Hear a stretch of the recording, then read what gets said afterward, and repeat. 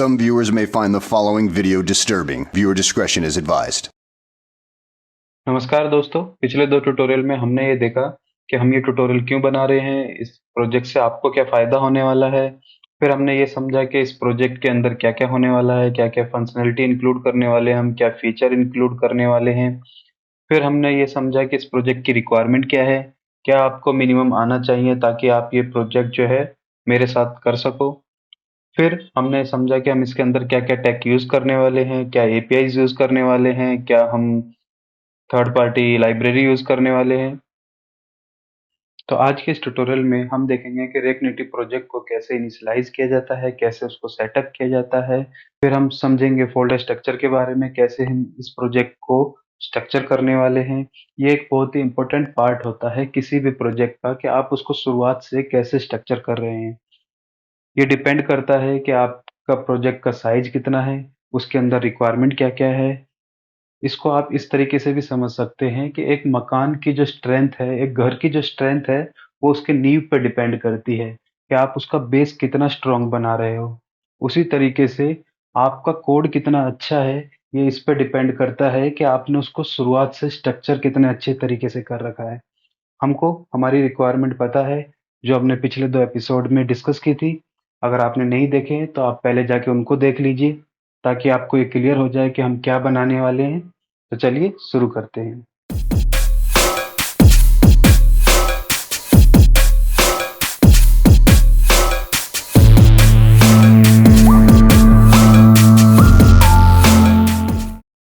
सबसे पहले मैं आपको ये दिखा देता हूँ कि मेरा जो सिस्टम है उसमें नोड का कौन-सा वर्ज़न है और कौन-सा npm वर्ज़न है, ताकि आप भी अपने सिस्टम में उस हिसाब से चेंजेस कर लें और आपको कोई दिक्कत ना आए प्रोजेक्ट को रन करने में, ठीक है? तो आप देख सकते हैं नोड का जो वर्ज़न है वो 20.2 है और npm का जो वर्ज़न है वो 9.6.6 है। तो इसके साथ ही हम ये देख लेते हैं कि एंड्रॉइड स्टूडियो का हम कौन-सा वर्ज़न यूज़ कर रहे हैं। आप देख सकते हैं हम फ्लेमिंगो का 2022.2.1 पैच 2 यूज़ कर रहे हैं। साथ ही में मैं आपको एचडीके मैनेजर में दिखा देता हूँ। हम एंड्रॉइड 13 और एचडीके 33 यूज़ करने वाले हैं। ये जो भी चेंजेस हैं वो एमुलेटर के लिए हैं, ताकि जो भी हम एमुलेटर रन करेंगे वो एंड्रॉइड का 13 वर्ज़न सपोर्ट करना चाहिए, उसके लिए है। बाकी के लिए आप क्या कर सकते हैं, react native डॉट डेव पे जाइए, वहाँ पे अपना सिस्टम सेलेक्ट करिए। आप क्योंकि अभी मैं मैक यूज़ कर रहा हूँ, परंतु हो सकता है आप विंडो यूज़ कर रहे हो, आप लिनक्स यूज़ कर रहे हो, तो आप यहाँ पे जाइए और रिएक्ट नेटिव CLI सेलेक्ट कीजिए और वहाँ से जैसे कि मेरा देखो प्री सिलेक्टेड है, मैं मैक ओएस यूज़ कर रहा हूँ और टारगेट ओएस क्या है, एंड्रॉइड, मतलब क्योंकि हम एंड्रॉइड के लिए बनाने वाले हैं। आप इसमें अपना अपने हिसाब से ऑप्शन चूज़ कर लीजिए। यहाँ ये आपको बता देगा कि आपको क्या-क्या डिपेंडेंसी इंस्टॉल करनी है और कैसे सेटअप करना है। जस्ट ये स्टेप फॉलो करिए, कुछ भी टिपिकल नहीं है, एज़ इट इज़ रन हो जाएगा, ठीक है? जैसे कि आप यहाँ पे देख सकते हो, यही वो सारी चीज़ें हैं जो मैं अभी आपको एंड्रॉइड स्टूडियो के अंदर दिखा रहा था। तो ऐसे ही जब आप अपने सिस्टम सेलेक्ट करोगे तो आपको आपका सिस्टम के अकॉर्डिंग वो यहाँ पे रिक्वायरमेंट दिखा देगा, ठीक है? तो अब हम बढ़ते हैं प्रोजेक्ट को इनिशिएट करने की तरफ, ठीक है?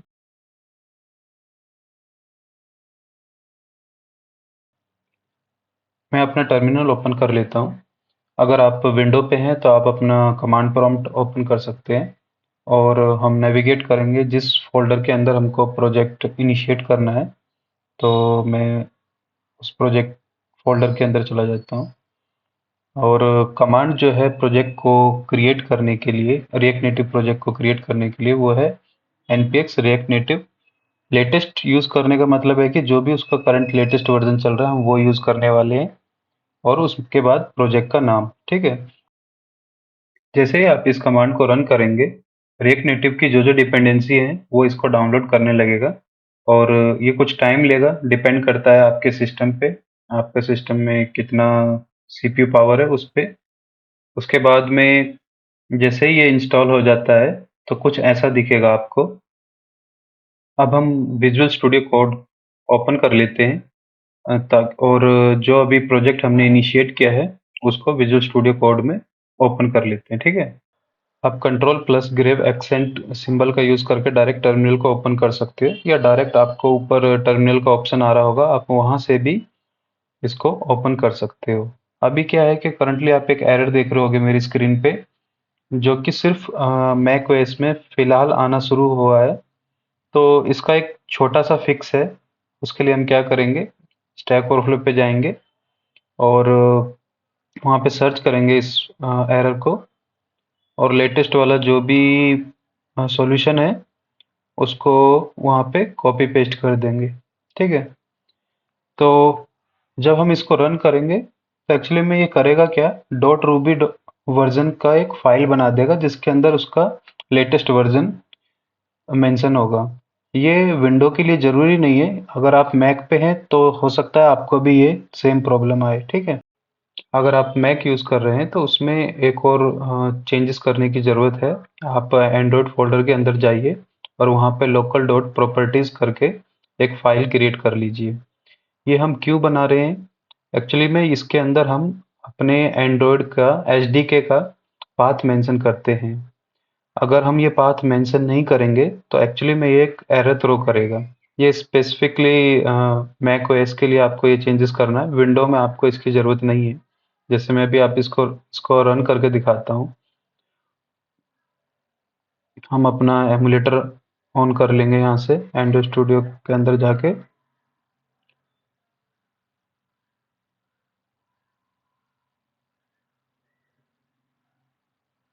ठीक है, और रिएक्ट नेटिव प्रोजेक्ट को रन करने के लिए जो कमांड होती है वो होती है npx react native run Android. अगर आपको एंड्रॉयड रन करना है तो रन एंड्रॉयड, अगर आपको iOS रन करना है तो रन iOS। ठीक है, और या इससे भी छोटा अगर कमांड डालेंगे जैसे कि npm रन एंड्रॉयड भी डालेंगे तो भी चल जाएगा।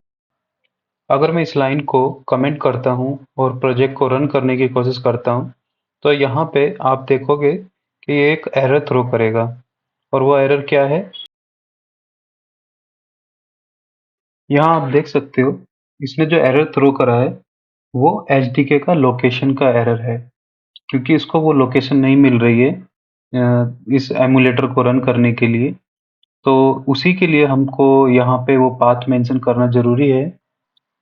विंडो में आपको ऐसा कुछ भी चेंजेस करने की ज़रूरी नहीं है, ये सिर्फ मैक ओएस में ज़रूरत पड़ती है। चलिए अब हम इसको अनकमेंट करते हैं और दोबारा से प्रोजेक्ट को रन करके देखते हैं कि हमारा प्रोजेक्ट सही से रन हो रहा है कि नहीं।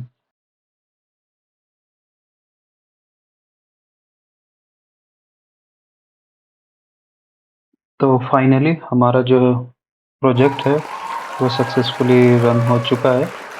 आप देख सकते हो ये स्टार्टर टेम्पलेट है रिएक्ट नेटिव का, जिसके अंदर के कुछ इंस्ट्रक्शन दी होती है जिसको आप फॉलो कर सकते हो, कैसे आप डीबग कर सकते हो। ये उसमें कुछ लिंक्स दिए हुए हैं जहाँ से आप कुछ डॉक्यूमेंट वगैरह देख सकते हो। जैसे कि यहाँ पे लिखा भी हुआ है, अगर आप कंट्रोल प्लस एम प्रेस करते हो तो यहाँ पे डीबग मेन्यू खुल जाएगा, जिससे कि आप उसकी सेटिंग्स वगैरह देख सकते हो। आपको कुछ चेंज करना है उसकी सेटिंग्स में आप चेंज कर सकते हो। और अगर आप अपने एमुलेटर को यूज़ करने की बजाय अगर आप अपना डायरेक्ट एंड्रॉयड फ़ोन यूज़ करना चाहते हो तो आप वो भी कनेक्ट कर सकते हो यूएसबी के थ्रू, या फिर आप अगर यहाँ पे डीबग सर्व होस्ट में अपने पीसी का आईपी एड्रेस डाल दोगे और पोर्ट 8081 डाल दोगे तो आप वायरलेसली भी कनेक्ट कर सकते हो अपने स्मार्टफोन को यहाँ से। मैंने बस ये आपको दिखाने के लिए एमुलेटर में रन करके दिखाया है। मैं पर्सनली प्रेफर करता हूँ रियल डिवाइस के साथ टेस्टिंग करने के लिए। अगर आप रियल डिवाइस कनेक्ट कर लेंगे वो ज़्यादा बेटर रहेगा, क्योंकि एमुलेटर थोड़ा स्लो रहता है। जब आप यूज़ करेंगे आपको ये पता चल जाएगा। हमारे ऐप की जो एंट्री फाइल होती है वो app.tsx या app.js होती है। अगर आप टाइपस्क्रिप्ट यूज़ करना चाहते हो तो एक्सटेंशन का नाम .tsx यूज़ करना पड़ेगा। यदि आप जावास्क्रिप्ट यूज़ करना चाहते हो तो .js यूज़ करेंगे। क्योंकि हम इस प्रोजेक्ट में जावास्क्रिप्ट यूज़ करने वाले हैं तो हम .js यूज़ करेंगे।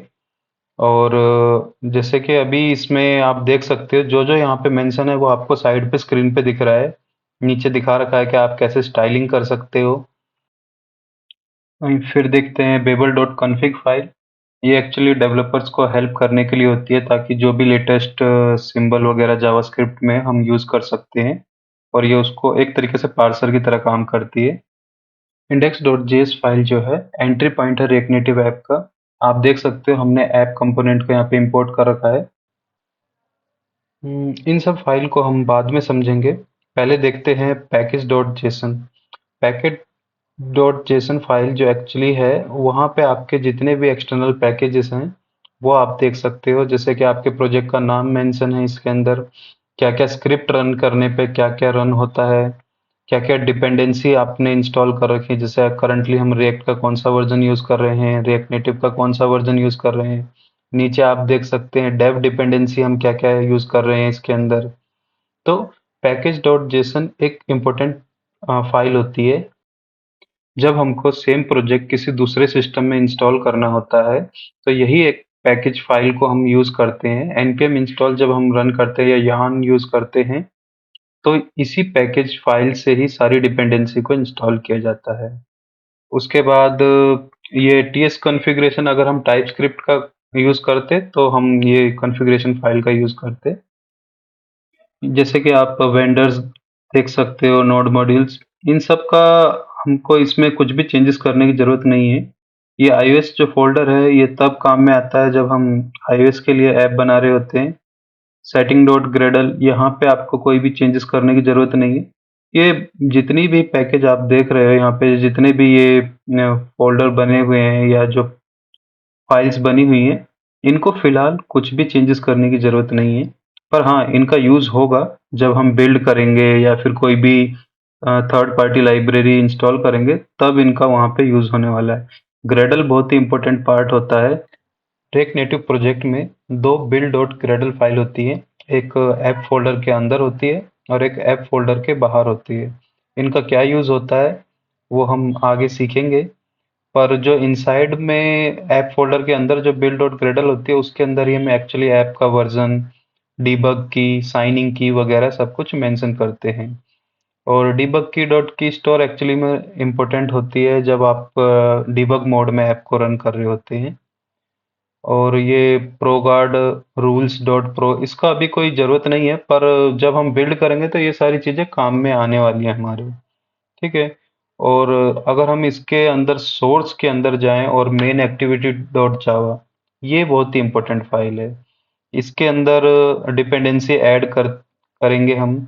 जो भी कोर डिपेंडेंसी है, कोई कोई कोर लाइब्रेरी हम यूज़ कर रहे हैं, तो यहाँ पे हमको इस फाइल को एडिट करना होगा। वो हम आगे देखेंगे जब हम कोई भी पैकेज इंस्टॉल करेंगे, तो क्या क्या चेंजेस करने होंगे। जैसे कि स्प्लैश स्क्रीन दिखाना, उसके लिए ये फाइल बहुत ही इम्पोर्टेंट है। ये ड्रॉएबल, ये जितना भी है, यहाँ पे हम अपना आइकन सेट कर सकते हैं। ऐप में जो आइकन होगा, जो कि हम अगले ट्यूटोरियल में पहला काम वही करेंगे कि हम ऐप का आइकन, स्प्लैश स्क्रीन वगैरह ऐड करेंगे। ठीक है। और कुछ वेरिएबल्स वगैरह आप सेट कर सकते हो। ये कोर जावा वाला कोड है। मतलब कि जैसे कि कोर जावा में जो एक्चुअल में एंड्रॉयड का कोड होता है, वही है। और this Android manifest dot XML में एक्चुअली में आपको कुछ भी जो परमिशंस चाहिए यूज़र से, क्या जैसे कि बिलिंग की परमिशन हो, इंटरनेट की परमिशन चाहिए, वो सारा कुछ हम इस एंड्रॉयड मैनिफेस्ट डॉट एक्सएमएल के अंदर ऐड करेंगे। बाकी उनका जो अच्छे से डिटेलिंग है, वो मैं आपको आगे आने वाले ट्यूटोरियल में अच्छे से समझाऊंगा। अभी बस एक ओवरव्यू दे रहा हूँ कि इसके अंदर क्या क्या है और क्या क्या हम यूज़ करने वाले हैं। हम जावास्क्रिप्ट यूज़ करने वाले हैं, तो हम इसका एक्सटेंशन चेंज करके डॉट जेएस कर देते हैं। और कुछ अननेसेसरी कोड है, पहले उसको रिमूव कर देते हैं। तो चलिए इसको हटा देते हैं, क्योंकि हमें इसकी ज़रूरत नहीं है। हम अपना कस्टम कोड लिखेंगे यहाँ पे। तो जितना भी ये लिखा हुआ है फालतू का, हम इसको डिलीट कर देते हैं। इसकी भी हमें कोई ज़रूरत नहीं है। और हम ES6 सिंटैक्स यूज़ करेंगे जावास्क्रिप्ट का। अब हम अभी हम एक नॉर्मल एक मैसेज डिस्प्ले कर देंगे स्क्रीन पे। बाकी सारा जितना भी है, वो हमें ज़रूरत नहीं है, क्योंकि वो एक स्टार्टर टेम्पलेट का कोड है। वो बस हमको इन्फॉर्मेशन के लिए, कोई भी नया जो रिएक्ट नेटिव पे पहली बार आ रहे होते हैं, उनके लिए होता है कि आप वहाँ से देख के इंस्ट्रक्शन फॉलो कर सकते हैं, ठीक है? ये इन्होंने बता रखा है कि आप कैसे स्टाइल क्रिएट कर सकते हो। तो चलो हम पहले इसको थोड़ा-सा हटा देते हैं। हाँ, स्टेटस बार एक्चुअली में जो आप अपने फ़ोन में जहाँ पे आपको दिखता है बैटरी और आपको टाइम वगैरह दिखता है टॉप में, ये वही है। अगर उसका आपको बैकग्राउंड कलर चेंज करना है, उसका कलर का उसका जो कलर है वो चेंज करना है, तो वो आप यहाँ से कर सकते हैं। जैसे बार स्टाइल अगर लाइट दिया है, तो जो जितना भी जो डिस्प्ले होने वाली चीज़ें हैं, वो वाइट कलर में हो जाएंगी और बैकग्राउंड ब्लैक हो जाएगा, ठीक है? तो अभी हम क्या करते हैं, एक कंटेनर बना लेते हैं और इसके अंदर हम CSS प्रॉपर्टी मेंशन कर देंगे। जैसे CSS में फ्लेक्स बॉक्स यूज़ करते हैं, वैसे ही यहाँ पे फ्लेक्स हम यूज़ कर सकते हैं। और फ्लेक्स 1 का मतलब है कि वो पूरा विड्थ और हाइट ले लेगा उसकी, ठीक है? और ये नॉर्मल जैसे कि हम यूज़ करते हैं फ्लेक्स डायरेक्शन CSS के अंदर वही है, कुछ भी अलग नहीं है। बस हाँ, फ्लेक्स बॉक्स थोड़ा सा चेंज है इसमें, वो मैं आपको आगे समझाता चलूँगा। व्यू और टेक्स्ट मैं आपको समझा देता हूँ। व्यू क्या है, जैसे नॉर्मल HTML में div टैग होता है, वैसे ही यहाँ पे व्यू है। और अगर कुछ भी टेक्स्ट डिस्प्ले करना है तो आपको टेक्स्ट यूज़ करना पड़ेगा। तो दोनों इनबिल्ट कंपोनेंट हैं। स्क्रॉल व्यू एक्चुअली में अगर आपको वो स्क्रीन स्क्रॉलेबल बनानी है तो आपको उसको यूज़ करना पड़ेगा, ताकि आप स्क्रॉल करने पे नीचे तक उस डेटा को डिस्प्ले कर सकते हैं, ठीक है? अब जैसे कि मैं व्यू को स्टाइलिंग कर देता हूँ। जैसे कि डिव है तो डिव को मैं स्टाइल दे देता हूँ कि उसके अंदर जो भी कंटेंट है वो सेंटर अलाइन हो जाए। और इसी तरीके से टेक्स्ट को स्टाइल कर देंगे, उसको कलर दे देंगे, फॉन्ट साइज दे देंगे ताकि वो थोड़ा अच्छा दिखे। ये जो कोड है ये बस टेम्परेरी है, आपको दिखाने के लिए कि फाइल में चेंज कैसे कर सकते हैं हम।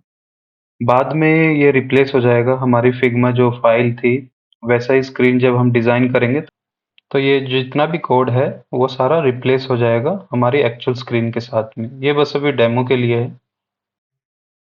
तो सबसे पहले हम क्या करेंगे, सोर्स नाम का एक फ़ोल्डर बनाएँगे, जो कि रूट लेवल पे बनाएँगे। ये फ़ोल्डर क्या होगा कि एक्चुअली इसमें हम जितना भी कोड लिखेंगे, वो सारा इस फ़ोल्डर के अंदर ही रहेगा, ठीक है? तो अब इसके अंदर हम एक और फ़ोल्डर बना लेते हैं, जिसका नाम रखते हैं हम स्क्रीन्स। मतलब इसके अंदर हमारी सारी स्क्रीन्स रहेंगी, जो भी हम यूज़र को दिखाने वाले हैं, वो सारी स्क्रीन्स इसके अंदर रहेंगी। फिर हम एक और फ़ोल्डर बना लेते हैं, उसके अंदर ही सोर्स के अंदर कंपोनेंट्स नाम का। इसके अंदर हम क्या करेंगे, हम जितने भी रीयूजेबल कंपोनेंट बनाएंगे वो सारे कंपोनेंट्स फोल्डर के अंदर आ जाएंगे। जैसे कि कार्ड्स हो गए या फिर सर्च फिल्टर हो गया, या कोई भी जो हम कस्टम कंपोनेंट बनाएंगे जिसको हमें मल्टीपल जगह पे यूज़ करना है, तो उसको हम क्या करेंगे, इस कंपोनेंट फोल्डर के अंदर बना लेंगे। फिर हम एक और फोल्डर बना देते हैं स्टोर नाम का, क्योंकि हम रिडक्स यूज़ करने वाले हैं। तो सारा लोकल स्टोरेज से जितना भी रिलेटेड इन्फॉर्मेशन है वो हम स्टोर के अंदर रखेंगे। फिर हम एक और फ़ोल्डर बना लेते हैं असेट नाम का, जिसके अंदर के हम जितना भी हमारा मीडिया से रिलेटेड डेटा है, जैसे कि इमेजेस हो गए, एनिमेशन हो गए, फ़ॉन्ट्स हो गए, या और भी कुछ कस्टम कोड या फिर कोई भी जेसन डेटा हमको रखना है, तो वो हम सारा असेट्स के अंदर रखेंगे। और एपीआई फ़ोल्डर के अंदर हम क्या करेंगे कि जितना भी एपीआई से रिलेटेड डेटा है, या फिर हमको कोई रैपर बनाना है, या एंड पॉइंट्स जो भी यूज़ करने वाले हैं, वो सब हम एपीआईज़ फ़ोल्डर के अंदर रखेंगे, ठीक है? जैसे कि मैंने पहले भी आपको बताया था, फ़ोल्डर स्ट्रक्चर बहुत ही इम्पोर्टेंट पार्ट होता है हमारे प्रोजेक्ट का। तो यहाँ पे आप देख सकते हो मैंने जो मल्टीपल फ़ोल्डर क्रिएट करे हैं, वो एक्चुअली में डिपेंडेंसीज़ होने वाली हैं, जो कि हम स्क्रीन्स के अंदर यूज़ करेंगे इन सारों को। परंतु हमने सबको एकदम अलग फ़ोल्डर में इसलिए रख दिया है, ताकि हम ईज़िली उन चीज़ों को फाइंड कर पाएँ। इसको आप ऐसे भी समझ सकते हैं, जैसे कि हमको जो भी कोड लिखना होता है, वो हमेशा दूसरों के बारे में सोच के चलना होता है। हो सकता है अभी आप इस वाले वर्ज़न पे काम कर रहे हैं, परंतु आने वाले टाइम में कोई दूसरा टीम मेंबर उस पे काम करेगा, तो उसको आसानी से ये चीज़ें मिल जाएँ। मतलब कि अगर उसे किसी एपीआई में चेंज करना है, तो उसे पता होना चाहिए कि मुझे बस एपीआई फ़ोल्डर के अंदर जाना है और वहाँ से उस फ़ाइल को चेंज कर देना है। या फिर आप इसको ऐसे समझिए, आप इस पे 2 महीने बाद आप ही काम करने वाले हो और आपने ये स्ट्रक्चर नहीं करा है। तो आप बिल्कुल कंफ्यूज हो जाओगे कि मुझे कहाँ चेंज करना है। जबकि अगर आप इसको स्ट्रक्चर करके रखते हो तो आपको ईजिली पता है कि मुझे इस फोल्डर के अंदर जाना है और यहाँ पे ये फाइल चेंज कर देनी है। ठीक है, मैंने कई नए डेवलपर को देखा है जो क्या करते हैं, सब कुछ रूट लेवल पे डाल देते हैं, मतलब कि सीएसएस भी वहीं पे है, जावास्क्रिप्ट भी वहीं लिख रहे हैं और फिर मीडिया भी वहीं पे डाल रखा है। मतलब कि सारा कुछ टॉप रूट लेवल पे डाल दिया है, कोई भी स्ट्रक्चर नहीं है, जो कि एक बहुत ही गलत अप्रोच है। जब प्रोजेक्ट बहुत ज़्यादा बड़े होते हैं तो हम इनको और ज़्यादा नेस्टेड वे में स्ट्रक्चर करते हैं, जैसे कि हो सकता है कि एपीआईज कॉल ही हमारे पास 100 से ज़्यादा है। तब हम क्या करेंगे, एपीआईज के अंदर ही हम सब स्ट्रक्चर बनाएंगे। जैसे कि हम एपीआईज के अंदर ही और फोल्डर बना सकते हैं। होम, जैसे होम स्क्रीन है, होम स्क्रीन के लिए हम क्या करेंगे, जितनी भी एपीआईज कॉल है होम के अंदर, हम उसको होम फोल्डर के अंदर डाल देंगे। ये मैं बस आपको एक एग्जांपल दे रहा हूँ ताकि आपको पता चले कि हम किस लेवल तक उसको ब्रेक कर सकते हैं, इसको स्ट्रक्चर कर सकते हैं। ठीक है, अगर मैं रिएक्ट नेटिव प्रोजेक्ट की बात करूं तो आप कम से कम इतना तो कोड को ब्रेक करिए ताकि किसी को भी इजीली समझ में आ जाए आपका कोड, या आपको ही आपका कोड समझ में आ जाए। ठीक है, जैसे कि अभी हम स्क्रीन के अंदर स्टैक्स भी यूज करने वाले हैं। स्टैक्स के अंदर क्या होगा कि हम जितनी भी स्क्रीन्स की नेविगेशन होगी वो वहां पे डिफाइन करेंगे। मतलब कि अगर एक स्क्रीन से हमको दूसरी स्क्रीन पे जाना है तो उसका क्या नेमिंग होना चाहिए, वो सारा कुछ हम स्टैक्स फ़ोल्डर के अंदर रखने वाले हैं। उसके बाद हम जैसे-जैसे हम कोड करना शुरू करेंगे और ज़्यादा इसमें हम स्क्रीन्स ऐड करेंगे, जैसे-जैसे फीचर्स हम ऐड करते जाएँगे, तब हम क्या करेंगे, इसको और स्ट्रक्चर करते जाएँगे। परंतु हाई लेवल पे ये 5 फ़ोल्डर तो रहने ही वाले हैं। जो भी होगा अब इनके अंदर लिखेंगे हम। जैसे हो सकता है हमको और ज़्यादा एसेट्स के अंदर स्ट्रक्चरिंग करनी पड़े, तो हम वो आगे जो रिक्वायरमेंट आएगी उसके हिसाब से करते जाएंगे। ठीक, अब हमारे प्रोजेक्ट का बेसिक स्ट्रक्चर तैयार है। तो जब भी आपके प्रोजेक्ट का बेसिक स्ट्रक्चर तैयार हो जाए और हमने उसको रन करके भी देख लिया है वो सही से रन कर रहा है, तो आपको क्या करना है, वो कोड गिटहब में पुश करना है। एक रेपोजिटरी बना लीजिए गिटहब में और वहां पे वो कोड पुश कर दीजिए। मैं आपको गिटहब का थोड़ा-सा ओवरव्यू दे देता हूँ। इसको अगर आसान भाषा में समझना चाहें, तो अगर आप अपने प्रोजेक्ट के मल्टीपल वर्ज़न्स को मेंटेन करना चाहते हो, मैनेज करना चाहते हो, तो वो आप गिटहब से ईज़िली कर सकते हो। या फिर मल्टीपल टीम सेम प्रोजेक्ट पे काम कर रही है, तो वो ईज़िली कोलैबोरेट कर सकती हैं, सेम कोड पे काम कर सकती हैं। ठीक है? अगर जैसे ही आप कोड को पुश करते हो, वो क्या है कि गिटहब के क्लाउड पे जाके स्टोर हो जाता है, तो आप उसको ईज़िली कहीं से भी एक्सेस कर सकते हो। गिटहब जो है ओपन सोर्स है माइक्रोसॉफ्ट की तरफ से। इसको यूज़ करने के मल्टीपल ऑप्शंस हैं। आप तो कमांड लाइन के का भी यूज़ कर सकते हो या फिर आप गिटहब डेस्कटॉप भी डाउनलोड कर सकते हो, जैसे मैंने डाउनलोड किया हुआ है। किसी भी एग्जिस्टिंग प्रोजेक्ट में अगर आपको गिटहब यूज़ करना है तो आप गिट इनिट कमांड का यूज़ कर सकते हो और उसको एक रिपॉजिटरी बना के उसमें पुश कर सकते हो। तो अभी हमने जो चेंजेस करे हैं, अगर मुझको उसको वेरीफाई करना है कि वो सही से पुश हुए हैं कि नहीं, मैं क्या करूँगा, github.com में अपनी रिपॉजिटरी जो बनाई है उसके अंदर जाऊँगा और ऐसे हम उसको देख सकते हैं। अब यहाँ पे हम क्या है कि इसके मल्टीपल ब्रांच बना सकते हैं ताकि अलग-अलग ब्रांच में हम अलग-अलग कोड रख सकें और बाद में उसको मर्ज कर सकते हैं मेन ब्रांच के अंदर। ठीक है? आज के ट्यूटोरियल में बस इतना ही। मिलते हैं आपसे नेक्स्ट ट्यूटोरियल में और आशा करता हूँ आज का ट्यूटोरियल आपको पसंद आया होगा। अपना फीडबैक ज़रूर देना क्योंकि पहली बार मैं ये रिकॉर्ड कर रहा हूँ, तो फीडबैक बहुत ज़रूरी है ताकि मैं उस हिसाब से चेंजेस करता रहूँ आने वाले जितने भी ट्यूटोरियल हैं उनमें। तब तक के लिए बाय बाय, जय हिंद।